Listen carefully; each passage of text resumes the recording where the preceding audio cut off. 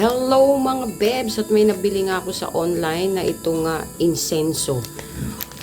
Maganda daw ito para sa mga lamok pag sinindihan mo. Alay ko na rin ito sa mga kapitbahay ko ritong hindi ko gusto. So meron siyang kasama ito. Stand ng parang katol, no? At sisindihan na muna natin siya. Meron ako kasing stand, sana dito ko ilalagay. Hindi ko alam may kasama pala siyang ganito.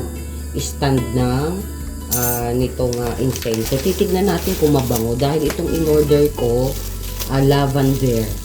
So titignan natin kung talagang lavender ba ang amoy niya. Hindi to pagkain Gary.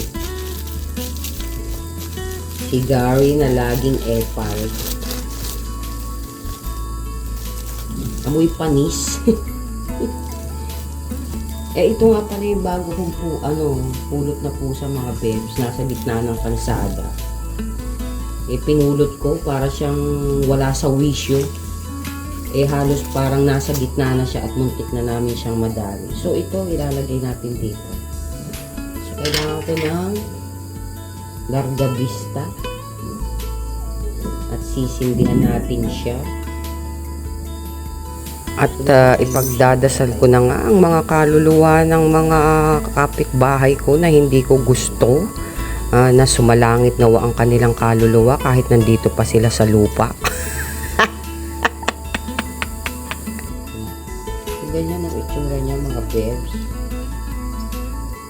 Para tayo may dinadasalan nito parang punto. So, ipapasok nyo lang, meron siyang butas. Ipapasok lang siya. And a shout out dyan sa marami na naman akong saging. Baka mamaya ay meron na naman kumuha. Katulad nung si ate, ay naku, panay reklamo na naman at may kumuha ng langka niya. Kaya ngayon, ipagsisindi ko na kayo ng insenso. So, nailagay ko na siya mga bebs, pero ayaw niyang tumayo sa sarili niyang paa. Parang kapitbahay mo. Natutumba siya. So, gagawin natin, ilalagay ko na lang siya rito. Lagay na lang natin siya rito. Hanggang sa makatayo siya sa sarili niyang paa. So, sisindihan natin. Sindihan natin. Sindihan muna natin na parang kala mo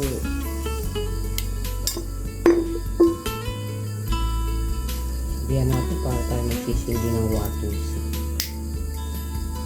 Kaya yung guyabano ni ate dyan, na hitik sa bunga dati, ay naubos na. Nanuyo na, siguro nagtampo. Ewan ko ba sa ibang tao, hindi naman nila pananim, panay kuha nila. Lagi na lang binabantayan kung ano ang makukuha nilang mga bunga. Pero actually, wala namang lamok. Wala namang lamok dito sa amin. Gusto ko lang.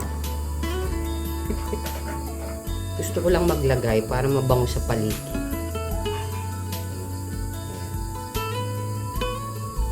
So, uusok na yan. So, umuusok na siya. So, okay na yan. Hayaan lang natin siya dyan. At ilalagay ko siya dun sa aking, ilalim dun ng lamesa sa aking tambayan. Yung aking kapihan. So far, amoy usok. So, ayan na siya, mga bebs. Ilagay ko lang siya sa flower base. Kita niyo yung usok na yan.